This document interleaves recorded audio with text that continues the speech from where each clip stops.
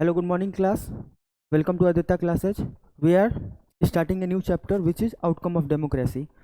पूरा का पूरा अगर हम सिलेबस का ओवरव्यू लें तो हम लोगों ने स्टार्टिंग में देखा किस तरीके से डेमोक्रेसी सही है। जैसे पावर शेयरिंग फर्स्ट चैप्टर में देखा था, तो वहाँ पे एकोमोडेशन होता है, एकोमोडेशन होगा तो कॉन्स्टिट्यूशन बनेगा, कॉन्स्टिट्यूशन बनेगा फिर इक्वल रिप्रेजेंटेशन दिया जाएगा। ठीक है, इक्वल रिप्रेजेंटेशन किस तरीके से दिया जा सकता है भाई? पॉलिटिकल इक्वल रिप्रेजेंटेशन दिया जा सकता है। अगर आप जब तक से आपको वोट देने का अधिकार ना हो तो आपके रिप्रेजेंटेटिव चाहे आप खुद ही कैसे पहुंचेंगे वहाँ पे पार्लियामेंट में अपने लिए लॉ बनाने के लिए, और अपने लिए खुद के लिए लॉ नहीं बना रहे हैं तो डेमोक्रेसी कहाँ से हो गया? ठीक है, तो डेमोक्रेसी का सिंपल डेफिनेशन क्या है कि हम क्या करते हैं, वोट देते हैं और अपने इलेक्टेड रिप्रेजेंटेटिव को खुद से चुनते हैं कि हमारे लिए काम करें। अगर मान लीजिए डेमोक्रेसी रहेगा ही, डेमोक्रेसी नहीं है मान लीजिए एक तरीके से, तो किस तरीके से आप अपने आप को प्रमोट कर सकते हैं?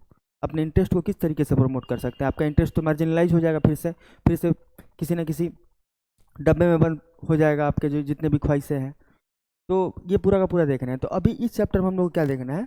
आउटकम ऑफ डेमोक्रेसी देखना है कि भाई इतना हम लोग डेमोक्रेसी के बारे में पढ़े, फेडरल स्ट्रक्चर पढ़े हैं, तो डेमोक्रेटिक गवर्नमेंट होना चाहिए वहाँ पे फेडरल स्ट्रक्चर में। तो फेडरल स्ट्रक्चर में पावर शेयरिंग करेंगे तो कन्फ्लिक्ट का रेजोल्यूशन हो जाए अच्छे तरीके से, पूरा एक तरीके से समझदारी वाला रास्ता पकड़ के हम लोग क्या करेंगे, उसका कोई भी प्रॉब्लम होगा उसका कंक्लूजन निकालेंगे हम। ठीक है, तो हम लोग क्या करेंगे, कलेक्टिव कंक्लूजन निकाल देते हैं। तो आउटकम ऑफ डेमोक्रेसी इस चैप्टर में हमको ओवरऑल यही पढ़ना है कि भाई इतना हम लोग डेमोक्रेसी डेमोक्रेसी पढ़ेंगे तो आउटकम ऑफ डेमोक्रेसी क्या होता है। अब डेमोक्रेसी के बारे में पढ़ लेते हैं कि डेमोक्रेसी का भी कोई निगेटिव कॉन्सिक्वेंस भी है क्या, क्या इसका कोई लूप होल भी है क्या। तो यही थ्रू आउट इस चैप्टर में हम लोग को क्या करना है, पढ़ना है। ठीक है, स्टार्ट करते हैं नया चैप्टर कंसेप्चुअल क्लैरिटी के साथ। ठीक है, जैसे पहले उससे पहले समझने के लिए ये समझ लीजिए कि फॉर्म्स ऑफ गवर्नमेंट जो होते हैं किस किस तरीके हो सकते हैं। ठीक है, जो फॉर्म्स ऑफ गवर्नमेंट है,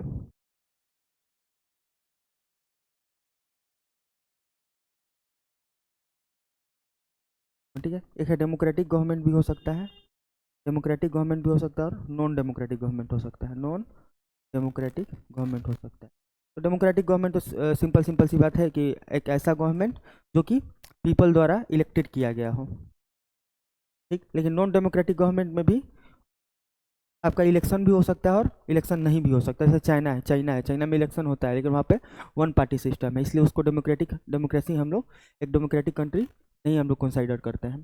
ठीक है, तो ये वाला देख लेते हैं, इसमें क्या क्या हो सकता है। डिक्टेटरशिप भी हो सकता है, ठीक, डिक्टेटरशिप भी हो सकता है, एब्सोल्यूट एब्सोल्यूट मोनार्च भी हो सकता है, कॉन्स्टिट्यूशनल मोनार्च भी हो सकता है। ठीक है, और क्या क्या हो सकता है, फासिस्ट गवर्नमेंट भी हो सकता है। ठीक है, फासिस्ट गवर्नमेंट भी हो सकता है। तो इसमें डिफरेंट डिफरेंट टाइप्स के गवर्नमेंट हो सकते हैं। ठीक है, एब्सोल्यूट मोनार्च मतलब जो भी रूल एंड रेगुलेशन बनाएगा पूरा का पूरा मोनार्च के हिसाब से चलेगा। कॉन्स्टिट्यूशनल मोनार्च मतलब क्या होगा कि ठीक है लोगों के द्वारा कॉन्स्टिट्यूशन बनाया गया है, लेकिन किंग कौन रहेगा, राजा ही रहेगा, लेकिन जो कॉन्स्टिट्यूशन में लिखा गया है उसके अकॉर्डिंग ही वो काम करेगा। ठीक है, जिस तरीके से हम लोगों ने फ्रांस वगैरह फ्रेंच रेवोल्यूशन वगैरह में थोड़ा बहुत कॉन्स्टिट्यूशनल मोनार्च का कंसेप्ट पढ़ा हुआ है। ठीक है, ये होता है। डेमोक्रेटिक गवर्नमेंट में इलेक्शन एक इम्पोर्टेंट फैक्टर हो जाएगा। क्या हो जाएगा? इलेक्शन एक इम्पोर्टेंट फैक्टर हो जाएगा। तो हमारा पूरा का पूरा जो गवर्नमेंट है वो क्या है, डेमोक्रेटिक गवर्नमेंट है। ठीक है, आउटकम ऑफ डेमोक्रेटिक गवर्नमेंट में हम लोग को देखना है। ठीक है, how do we access democracy outcome. ठीक है, हम लोग किस किस तरीके से डेमोक्रेसी आउटकम में एक्सेस कर सकते हैं, मतलब समझ कैसे सकते हैं कि डेमोक्रेसी का आउटकम जो आ रहा है वो सही है कि नहीं है, हमारे अकॉर्डिंग है कि नहीं है। ठीक है, तो सबसे democracy is a better form of government than other than dictatorship in the following respect. ठीक है, इन फॉलोइंग रिस्पेक्ट में जैसे पहला दूसरा तीसरा चौथा पांचवा पढ़ लेते हैं। ठीक है, ये क्या होता है, promotes equality among the citizen. क्या क्या करता है, इक्वालिटी अमंग द सिटीजन क्या करता है, प्रमोट करता है। जैसे हम लोगों ने देखा था कि हम लोग का पहले कॉन्स्टिट्यूशन तो था नहीं हमारे पास, तो हमारा कॉन्स्टिट्यूशन आया। कॉन्स्टिट्यूशन किन लोगों ने बनाया, सारे लोगों ने मिल के बनाया। ठीक है, मतलब जो भी वहाँ पर रिप्रेजेंटेटिव गए थे वो क्या थे, इलेक्टेड रिप्रेजेंटेटिव थे। उन्होंने क्या कराया हुआ था, हमारा कॉन्स्टिट्यूशन जो है वो बनाया हुआ था। ठीक है, तो उन्होंने भाई अगर पूरा का पूरा अगर इक्वालिटी के पर्सपेक्टिव से देखें तो क्या हमारे 1947 से पहले क्या इक्वल राइट्स थे सारे सिटीजन को? नहीं थे, ऑब्वियस सी बात है। अभी भी नहीं है, तो there is a further scope of improvement हो सकता है, लेकिन मतलब 1947 से पहले के बाद उनको सबको इक्वल राइट मिला, पॉलिटिकल राइट मिला। ठीक है, हम पूरे के पूरे कंट्री में जहाँ मन तहाँ घूम सकते हैं। ठीक है, पूरे के पूरे कंट्री में हम कोई भी प्रोफेशन ऑक्यूपाई कर सकते हैं। जैसे मान लो पहले तो जो ब्राह्मण थे वहीं पूजा वगैरह कराते थे, अब तो हम भी पूजा वगैरह करा सकते हैं अगर हमारे पास ज्ञान हो तो। ठीक है, तो इसका कहने का मतलब है फ्रीडम ऑफ स्पीच हमारे पास है। तो इक्वालिटी प्रमोट करने के लिए से पहले जो लोअर कास्ट के लोग होते थे उनको बोलने नहीं दिया जाता था। अगर भाई बोलेंगे नहीं तो अपने प्रॉब्लम को कम्युनिकेट नहीं कर पाएंगे, आपके प्रॉब्लम को कोई सुन नहीं पाएगा, ऑब्वियस सी बात है। तो पहले तो फ्रीडम ऑफ स्पीच तो उनको, उसी में फ्रीडम ऑफ प्रेस वगैरह भी आ जाता है, आर्टिकल 19 में ये मेंशन है। तो इन सभी चीज़ों से करके कौन, मतलब किस तरीके से डिक्टेटरशिप में तो भाई ऑब्वियस सी बात है एक डिक्टेटर बैठा हुआ है वहाँ पे। ठीक है, वो जिसको सपोर्ट कर दे, वो जिसको सपोर्ट ना करे। ठीक है, जैसे हम हिटलर वाला केस देख लेंगे, तो हिटलर वाले केस में क्या था कि भाई एक डिक्टेटर बैठा हुआ था, फासिस्ट भी उसको बोला जाता है। ठीक है, तो फासिस्ट गवर्नमेंट में क्या था वो कि एक डिक्टेटर टाइप का बैठा हुआ था और पूरा का पूरा उसी के अकॉर्डिंग हो रहा था। वो बोल दिया जीव अच्छे हैं तो जीव अच्छे हैं, वो बोल दिया जीव खराब हैं तो जीव खराब हैं। तो पूरा का पूरा एक मतलब एक जो तबका था जीव का, उनको सफाया कर दिया गया, वहाँ उनको हटा दिया, उनको चैन से रहने नहीं दिया गया। क्या डेमोक्रेटिक गवर्नमेंट में पॉसिबल है? नहीं पॉसिबल है, ऑब्वियस सी बात है, क्योंकि सारे लोगों के एफर्ट्स से ही मिलकर हमारा कॉन्स्टिट्यूशन बना हुआ है। सिंपल सिंपल सी बात है। ठीक है, enhance the dignity of A individual. What is meaning of dignity? ठीक है, डिग्निटी हम किस टर्म से बोलेंगे? जैसे मान लीजिए सिंपल सिंपल सी बात है, आप एक दुकान पे गए। ठीक है, दुकान पे गए और कोई कोई भी कमोडिटी खरीदने के लिए, जैसे आपको सुबह सुबह ब्रश खरीदना है। ठीक है, तो दुकान वाले ने आपको 20 रुपये में वो ब्रश दिया, और कोई गया वहाँ पे उसको दिया 15 रुपये में ब्रश। तो क्या, तो आपका मतलब जो इक्वल ट्रीटमेंट हुआ दुकानदार के कंज्यूमर लॉ के अकॉर्डिंग, तो वो तो इक्वल ट्रीटमेंट हुआ नहीं। मतलब वो उसका फेवरेट पर्सन होगा, हो सकता है फ्री में ही दे दे किसी को, तो आपका डिग्निटी तो लॉस्ट हुआ ना वहाँ पे। आपका डिग्निटी क्या हुआ? लॉस्ट हुआ वहाँ पे। जैसे आपको मिल सकता था वो 15 रुपये में, लेकिन आपको मिला 20 रुपये में, तो आपका वहाँ पे डिग्निटी लॉस्ट हुआ। जैसे आप किसी घर में गए हो, जैसे शादी वगैरह में फूफा जी वगैरह लोग आते हैं, बात बात में मुंह फुला लेते हैं। ठीक है, उनको 2 रसगुल्ला मिला था, हमको एक ही रसगुल्ला मिला है, उनको ऐसा कपड़ा मिला, हमको ऐसा ही कपड़ा मिला है, तो उनका डिग्निटी लॉस्ट होता है इस इन सभी चीज़ों को देख के।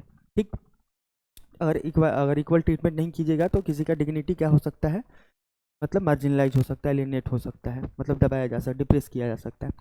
Improve the quality of decision making. जैसे मान लो एक डिक्टेटर रहेगा, सिंपल सी बात है, एक डिक्टेटर रहेगा, उसी को डिसीजन लेना है, उसमें सारे लोगों का मत नहीं है, मतलब सारे लोगों का वोट नहीं है उस चीज़ में, तो किस तरीके का डिसीजन लेगा? ऑब्वियस सी बात है। जैसे मान लो हम हिटलर का बात कर लें, अगर डिक्टेटरशिप में बात कर रहे हैं तो हिटलर का अगर बात करेंगे, तो हिटलर अगर डिसीजन लेता तो क्या जीव का बात सुनता?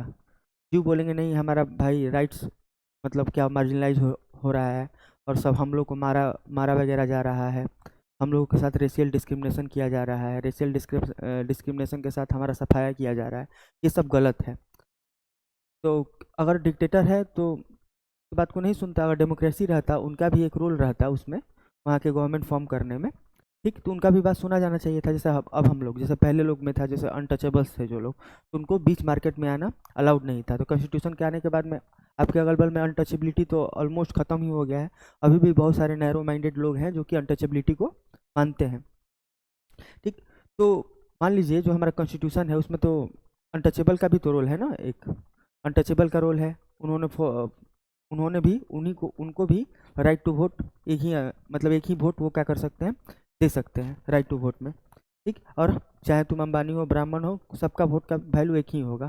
फ्रीडम ऑफ स्पीच सबको दिया गया है तो वो भी बोल सकते हैं। मतलब डेमोक्रेटिक गवर्नमेंट उनको सप्रेस नहीं कर सकती है, और सप्रेस करेगी तो ये कॉन्स्टिट्यूशनली अपने कॉन्स्टिट्यूशन में लिखे गए जो भी प्रावधान है, जो भी प्रोविजन है, उनका उनको क्या कर रही है, उनका पालन नहीं कर रही है, उनका अवमानना कर रही है, मतलब डिसोबीडियंस दिखा रही है कॉन्स्टिट्यूशन के थ्रू। ठीक, provide a method to resolve conflicts. क्या करता है, मतलब मान लीजिए हमारा कॉन्स्टिट्यूशन में इंटर स्टेट जो भी डिस्प्यूट आता है कौन रिजॉल्व करता है? हमारा कॉन्स्टिट्यूशन रिजॉल्व करता है, सुप्रीम कोर्ट रिजॉल्व करता है। अगर मान लीजिए हमारा डेमोक्रेटिक गवर्नमेंट नहीं होता तो इंटर स्टेट कोई भी कॉन्फ्लिक्ट होता है तो उसको कौन रिजॉल्व करता है? डिक्टेटर रिजॉल्व करता है। जैसे मान लीजिए पहले अगर हम लोग मुगल राज का बात करें, तो मुगल तो पूरा इंडिया पे राज किए नहीं थे। ठीक है, जैसे यहाँ पे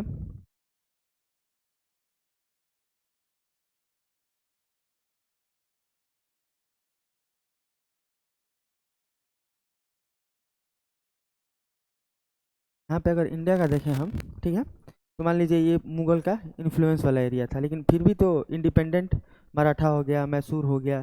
ठीक है, ये निज़ाम वगैरह हो गया। तो इंडिपेंडेंट स्टेट तो वगैरह थे ही, ठीक। तो मान लीजिए ये डिक्टेटर है, ये क्या करेगा, इसको किसी को फेवर करना तो इसको भी फेवर करेगा, इसको भी फेवर कर सकता है, ठीक है। ए और बी है, तो मान लीजिए बी इसका अच्छा दोस्त है, तो ये तो इसको फेवर करेगा ना, इसको तो फेवर नहीं करेगा। तो ये दोनों मिल के इस पर अटैक कर सकते हैं। पहले ऐसे ही होता था, लेकिन अब क्या हो गया है, कॉन्स्टिट्यूशन आ गया है। तो कॉन्स्टिट्यूशन आ गया, आने के बाद ऐसा पूरा का पूरा सिनेरियो जो होगा वो तो नहीं बन सकता है ना। पहले के स्टेट्स वगैरह में क्या होता था कि ऑब्वियस सी बात है, फेवरिज्म चलता था, ठीक है, सेक्शनिज्म चलता था। एक सेक्शन दो सेक्शन दोनों मिल गए और किसी तीसरे वाले सेक्शन को, जो कि उन लोग का फेवरेट नहीं हो, उसको क्या कर रहे हैं, उसको मार रहे हैं, उसके साथ डिस्क्रिमिनेशन कर रहे हैं, उस पर अटैक कर दे रहे हैं। लेकिन अभी क्या है, मान लीजिए बिहार और उत्तर प्रदेश में कोई इजॉल्व हो गया, तो इसको कौन सॉल्व कराएगा, सेंट्रल गवर्नमेंट सॉल्व कराएगी। और किस हिसाब से सॉल्व करवाएगी, कॉन्स्टिट्यूशनल प्रोविजन से सॉल्व कराएगी। इसमें बहुत सारा इनपुट भी वो ले सकती है, चाहे सुप्रीम कोर्ट का इनपुट हो, चाहे हाई कोर्ट का इनपुट हो। तो बहुत कुछ इनपुट जो होता है वो क्या कर सकती है, विड्रॉ कर सकती है, ठीक है। तो एक मेथड रिजॉल्व कॉन्फ्लिक्ट का मेथड क्या करता है, प्रोवाइड कराता है, allow room to create correct mistakes, ठीक है। जैसे हम अपना पार्लियामेंट का बात करें, सिंपल सिंपल सी बात है, अगर हम पार्लियामेंट का बात करेंगे तो हमारा पार्लियामेंट में 2 हाउस है, हमारा पार्लियामेंट में 2 हाउस है, ठीक है, एक राज्यसभा, एक लोकसभा, ठीक है। राज्यसभा को अपर हाउस भी बोला जाता है और लोकसभा को लोअर हाउस बोला जाता है, ठीक है। हाउस ऑफ एल्डर्स और हाउस ऑफ पीपल भी बोला जाता है, तो अलग अलग डिफरेंट डिफरेंट नाम है। इसमें 543 मेंबर हैं, इसमें 245 मेंबर्स हैं, ठीक है। तो मिस्टेक होने का चांसेस वो क्या करता है, फिर से क्रिएट कर, मतलब करेक्ट करने का चांस देता है ये। कैसे, जैसे कोई भी हम लॉ बनाना होगा तो पहले क्या होगा, बिल इंट्रोड्यूस होगा, इधर राज्यसभा में और इधर लोकसभा में, ठीक है। दोनों में से किसी में भी बिल क्या होगा, इंट्रोड्यूस होगा। इसके लोग बिल पढ़ेंगे और पास करेंगे, तो मान लीजिए उसमें कुछ मिस्टेक होगा तो फिर इसके पास आएगा। मतलब जो प्रोविजन है कि सबसे पहले बिल का इंट्रोडक्शन होगा इसमें। बिल मतलब किसी भी दोनों में से किसी हाउस में भी इंट्रोड्यूस हो सकता है, ठीक। लेकिन मान लीजिए सबसे पहले इसी हाउस में इंट्रोड्यूस हुआ, ठीक है, इस हाउस में इंट्रोड्यूस हुआ बिल। तो बिल इंट्रोड्यूस होने से क्या होगा, तो पहले क्या होता था, बिल का रीडिंग होता, सबको पढ़ के सुनाया जाएगा, भाई सबका इक्वल रिप्रेजेंटेशन है, तुम लोग अपना सुन लो कि बिल में क्या क्या है। किसी का जो कोई भी सेक्शन हो, कोई भी कास्ट हो, किसी भी तरीके का जेंडर डिस्क्रिमिनेशन हो, तो तुम देख लो क्या सभी चीज़ों पे मतलब जो है खारा उतर रहा है ये हमारा जो बिल है। तो सभी लोग सुनेंगे, सबको अच्छा लगेगा तो हाँ बोलेंगे, किसी को अच्छा नहीं लगेगा तो उसको ना बोलेगा, ठीक है, सिंपल सिंपल सी बात है। तो मान लो बिल पास हो गया, मान लीजिए फिर भी उसमें कुछ ना कुछ मिस्टेक रहेगा, तो फिर से इस बिल को क्या कहाँ पे आना है, इस हाउस में आना है। यहाँ पे 543 लोगों के पास भी पढ़ के सुनाया जाएगा। उसमें देखा जाएगा कि नहीं कुछ खराबी है तो बताइए, नहीं तो हाँ या ना बोलिए, जो भी वोटिंग कराया जाएगा इसको पास कराया जाएगा। इसके बाद किस में जाएगा, प्रेसिडेंट के पास जाता है। कहाँ पे जाता है, प्रेसिडेंट के पास जाता है ये। प्रेसिडेंट क्या करेगा, प्रेसिडेंट उसको पढ़ेगा, वो भी समझेगा उसको, और उसको अच्छा नहीं लगेगा तो रिकन्सिडरेशन के लिए क्या भेजता है, फिर से हाउस में भेजता है कि देखिए आप लोग देख लिए हैं ना, फिर से एक बार देख लीजिए, हमको कुछ सही नहीं लग रहा है। फिर भी बिल हो क्या आ गया इसके पास, तो ये जब पास कर देगा इसको, इस बिल को ये पास कर देगा तो क्या बन जाता है, लॉ बन जाता है, एक्ट बन जाता है ये, ठीक है। तो ये पूरा का पूरा प्रोविजन होता है हमारे जो पार्लियामेंट्री है। तो क्या डेमोक्रेटिक गवर्नमेंट में इस तरीके से जब इतना बार चेक एंड बैलेंसेस लगाया गया हो तो किसी भी लॉ को खराब बनने का चांसेस होता है, नहीं होता है, ऑब्वियस सी बात है, कम होता है। लेकिन एज कम्पेयर टू अगर डिक्टेटरशिप में बात करें हम, और डिक्टेटरशिप में अगर बात करें हम, डिक्टेटरशिप में चाहे मोनार्क में कहीं वन रूल हो, तो मान लीजिए पहले किंग थे। जैसे हमारे इंडियन एंशियंट किंग के बारे में बात करें तो किंग थे। इस किंग के सेक्शन में क्या होते थे, ठीक है, एक तो ब्राह्मण रहते थे इस किंग के कोर्ट में, ठीक है, ब्राह्मण रहेंगे, क्षत्रिय रहेंगे, वैश्य रहेंगे, ठीक है, यही 3 सेक्शन रहते थे। शूद्र को अलाउड नहीं था, और अनटचेबल्स तो सोसाइटी से दूर ही रहते थे। मान लीजिए यही लोग तो मिलके लॉ बनाते थे किंग के लिए, लेकिन सोसाइटी कैसे चलेगा, रूल एंड रेगुलेशन कैसा होना चाहिए, इकोनॉमी कैसा होना चाहिए, हमारा कल्चर कैसा होना चाहिए, क्या होना चाहिए क्या नहीं होना चाहिए, ठीक है। इसलिए इस चीज़ के लिए क्या किया गया रहता था कि रिलीजियस लॉ बुक का सहारा लिया जाता था, ठीक है। जबकि हमारे रिलीजियस लॉ बुक में क्या लिखा गया है कि जो लोअर कास्ट के लोग हैं वो क्या है, जो हमारे वर्ण व्यवस्था से वर्ण का जो भी सिस्टम डेवलप किया गया है उससे जो बाहर है वो क्या है, अनटचेबल्स हैं, ठीक। तो जो हमारा रिलीजियस लॉ बुक में, तो मान लीजिए तो ये लोग तो रिलीजियस लॉ बुक के हिसाब से ही क्या करते थे, बनाएंगे। और किंग के कोर्ट में कौन है, ये है, और ये लोग पूरा रिलीजन को मानने वाले लोग हैं, कंजर्वेटिव है, तो ये कोई लॉ लेके आए तो इनको न्याय नहीं मिल पाएगा ना। मान लीजिए इनको न्याय नहीं मिल रहा है, तो किंग तो इसको खारिज नहीं कर सकता है, क्योंकि उनको पता है कि किंग का कोर्ट ही इन लोगों की वजह से चल रहा है, तो किंग इनके साथ दुश्मनी थोड़े मोल लेगा, नहीं मोल लेगा, तो उनका आराम से लॉ को पास करा लेगा, तो क्या इन लोगों को जस्टिस मिल पाएगा? इन लोगों का जस्टिस तो कॉम्प्रोमाइज़ हो जाएगा, इन लोगों को जस्टिस तो मिल नहीं पाएगा, जस्टिस खत्म हो गया इन लोगों का, सिंपल सी बात है। ठीक, तो ये जो डेमोक्रेसी होता है हम लोग का क्या करता है, मल्टीपल फैक्टर में, मल्टीपल एस्पेक्ट में हम लोग को अपने मिस्टेक्स को करेक्ट करने का चांस देता है। ठीक है, तो ये सब क्या हो गया है, जो एक्सेस हो गया, तो हम इसी के कंपैरिजन में देखेंगे कि डेमोक्रेसी सही है कि नहीं है। इकोनॉमिक स्फीयर में देखेंगे, सोसाइटी के स्फीयर में देखेंगे, ठीक है, रिलीजन के स्फीयर में देखेंगे, और मल्टीपल जो भी टॉपिक इस मतलब चैप्टर में मेंशन है उस सारे स्फीयर पे हमको क्या करना है, पूरा का पूरा हमको बहुत अच्छे से कंसेप्चुअल क्लियरिटी के साथ चलना है। ठीक है, और एक टॉपिक है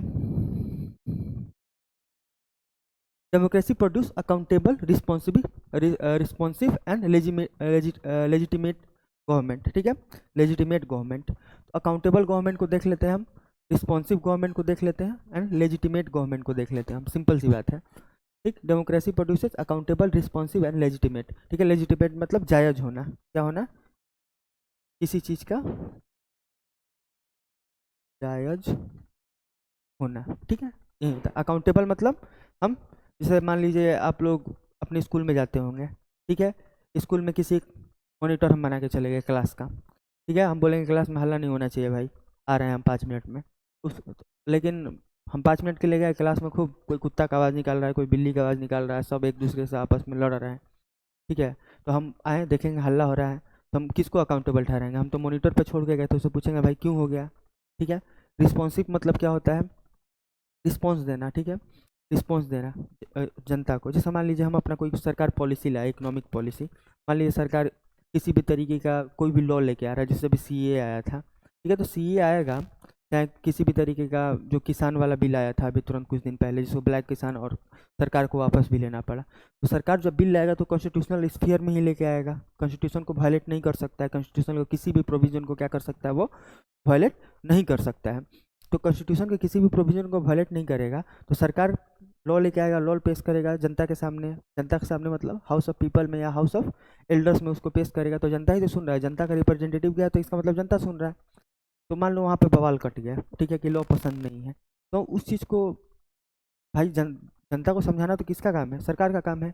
सरकार आएगी, समझाने की कोशिश करेगी, फिर भी जनता नहीं मारेंगे, तो सरकार को वो लॉ वापस करना पड़ेगा, यही तो डेमोक्रेसी का सुप्रीमेसी है। ठीक है, तो इसी तीनों टॉपिक के लेजिटिमेट होना मतलब क्या होता है, जायज़ होना, मतलब कॉन्स्टिट्यूशनली वो गवर्नमेंट क्या हो, जायज़ हो। ठीक है, अब ऐसा नहीं हो कि भाई कोई गवर्नमेंट को जनता चुनी हो, ठीक है, वो उस गवर्नमेंट को छोड़ के कोई और गवर्नमेंट को बैठा दिया गया हो वहाँ पे, तो ये तो जायज़ बात नहीं है ना, कि जनता चुनी थी तो जनता के साथ धोखा हो गया। तो लेजिटिमेसी जो होगा वो कैसे अटेन होगा, किस किस किस स्फीयर में, इसको मल्टीपल डायमेंशन में इसको देखना है, इस चैप्टर में हमको वही चीज़ देखना है। ठीक है, चलिए, थैंक यू सो मच, आज के लिए इतना ही, मिलते हैं नेक्स्ट क्लास में, और इस टॉपिक को क्या करेंगे, कंटिन्यू करेंगे। Stay tune with Aditya classes.